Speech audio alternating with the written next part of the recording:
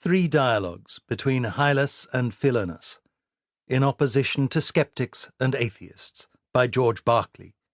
Read by Jonathan Keeble and Peter Kenny for Ukemi Audiobooks. The first dialogue. Good morrow, Hylas. I did not expect to find you abroad so early. Good morrow, Philonous. It is indeed something unusual. But my thoughts were so taken up with the subject I was discoursing of last night that, finding I could not sleep, I resolved to rise and take a turn in the garden. It happened well, to let you see what innocent and agreeable pleasures you lose every morning. Can there be a pleasanter time of the day, or a more delightful season of the year? That purple sky, those wild but sweet notes of birds, the fragrant bloom upon the trees and flowers, the gentle influence of the rising sun. These and 1,000 nameless beauties of nature inspire the soul with secret transports. Its faculties, too, being at this time fresh and lively, are fit for those meditations which the solitude of a garden and tranquillity of the morning naturally dispose us to. But I am afraid I interrupt your thoughts, for you seemed very intent on something. It is true, Philonous. I was, and shall be obliged to you if you will permit me to go on in the same vein. Not that I would by any means deprive myself of your company, for my thoughts always flow more easily in conversation with a friend than when I am alone. But my request is that you would suffer me to impart my reflections to you. With all my heart, Hylas. It is what I should have requested myself, if you had not prevented me.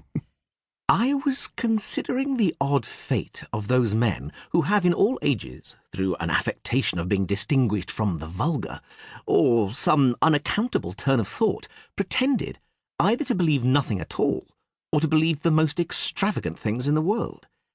This, however, might be borne if their paradoxes and scepticism did not draw after them some consequences of general disadvantage to mankind. But the mischief lieth here, that when men of less leisure see them who are supposed to have spent their whole time in the pursuits of knowledge professing an entire ignorance of all things, or advancing such notions as are repugnant to plain and commonly received principles, they will be tempted to entertain suspicions concerning the most important truths, which they had hitherto held sacred and unquestionable. I entirely agree with you. As to the ill tendency of the affected doubts of some philosophers, and fantastical conceits of others, I am even so far gone of late in this way of thinking that I have quitted several of the sublime notions I had got in their schools for vulgar opinions. And I give it you on my word, since this revolt from metaphysical notions to the plain dictates of nature and common sense, I find my understanding strangely enlightened, so that I can now easily comprehend a great many things which before were all mystery and riddle. I am glad to find there was nothing in the accounts I heard of you. Pray, what were those? You were represented, in last night's conversation, as one who maintained the most extravagant opinion that ever entered into the mind of man, to wit, that there is no such thing as material substance in the world. That there is no such thing as what philosophers call material substance, I am seriously persuaded. But if I were made to see anything absurd or sceptical in this, I should then have the same reason to renounce this that I imagine I have now to reject the contrary opinion. What? Can anything be more fantastical, more repugnant to common sense, or a more manifest piece of scepticism than to believe there is no such thing as matter? Softly, good Hylas.